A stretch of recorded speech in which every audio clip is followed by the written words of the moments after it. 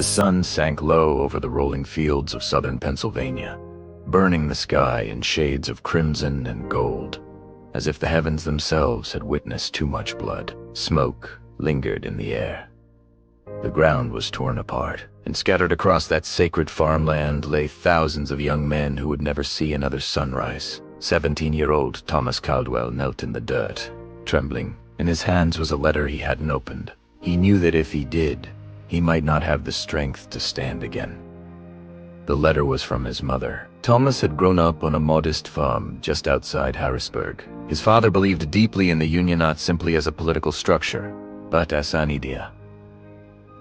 This country, his father would say, is not just land, it is a promise. A promise that all men are created equal. When the Civil War erupted, Thomas was only 15. He watched older boys march away with brass buttons shining, speaking of glory and honor. 2 years later, after his father died of illness, Thomas enlisted. He believed he was protecting something sacred. He believed war would be noble. It was wrong. By July 1863, Thomas had seen more death than most men twice his age. But nothing prepared him for the Battle of Gettysburg. For 3 days, the earth shook with cannon fire, the sky filled with smoke. The screams of the wounded blended with the thunder of rifles. Lines of blue and gray clashed across open fields under the blazing summer sun. Thomas fought beside his closest friend, Eli Morris. Eli had a crooked smile and endless optimism. "When this is over," Eli once said, "we'll head west, by land. Build something new, something better." On the second day of battle, everything changed a single shot. Eli collapsed. Thomas caught him before he hit the ground. Blood soaked through his uniform. Eli's breathing grew shallow.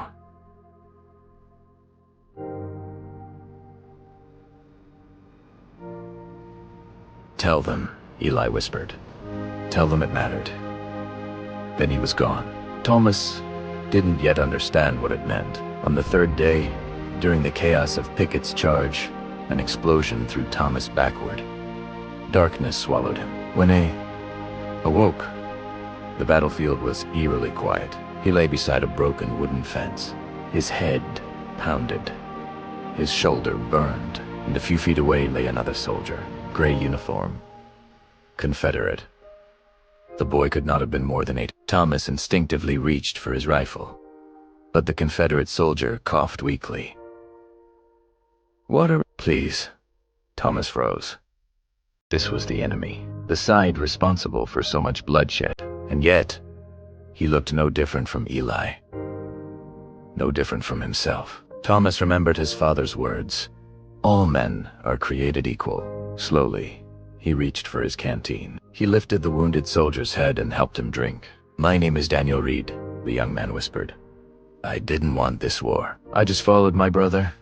Thomas said nothing. Minutes later, Daniel's breathing slowed, then stopped. Thomas had just given water to someone he had been taught to hate, and in that quiet moment, something inside him shifted forever. The war ended in 1865. The Union was preserved. Slavery was abolished.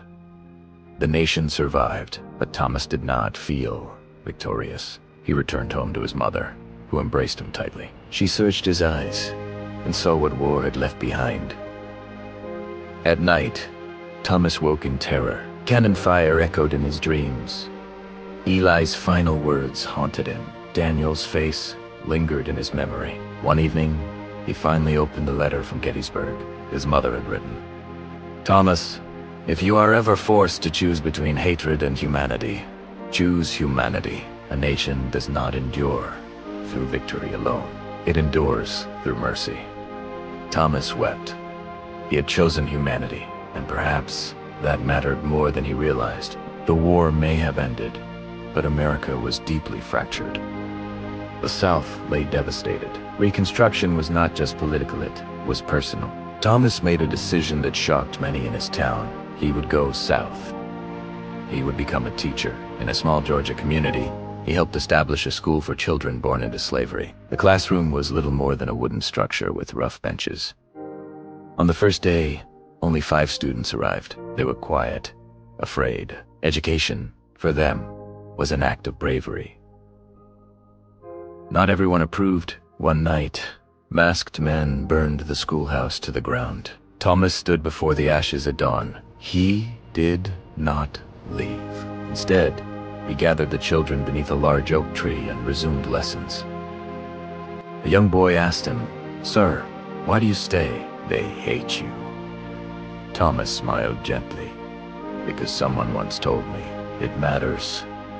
Years passed. Thomas married. He had a daughter named Emily. He told her stories not of glory, but of responsibility.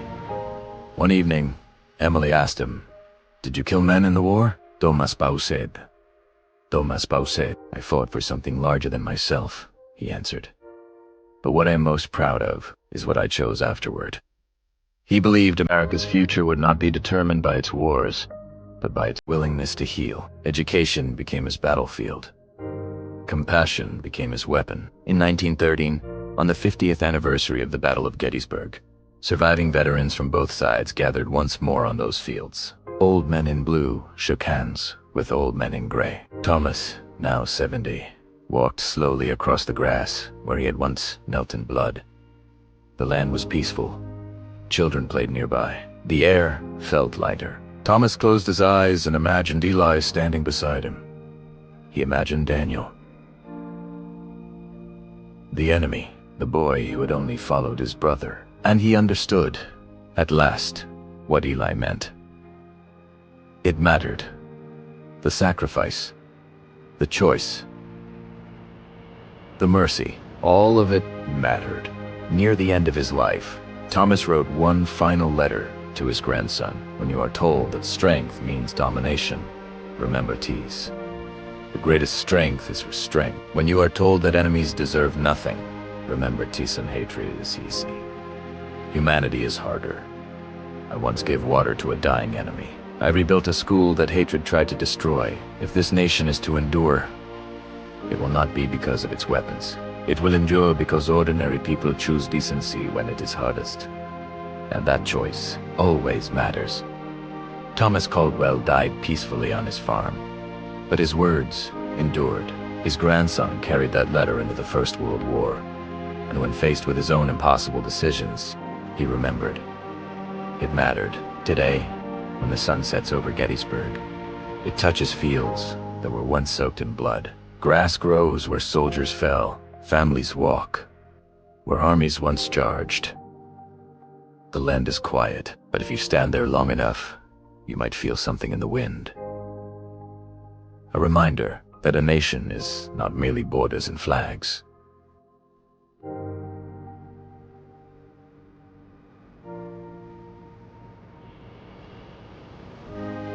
And flags, it is mercy. It is courage after the battle ends. And sometimes, history turns not on grand speeches or sweeping victories, but on a single act of humanity, a canteen of water, a rebuilt classroom, a refusal to hate. And in the fading light of Gettysburg, it still matters. Thanks for watching. If this story moved you, please consider subscribing for more tales of history and humanity. We'll see you next time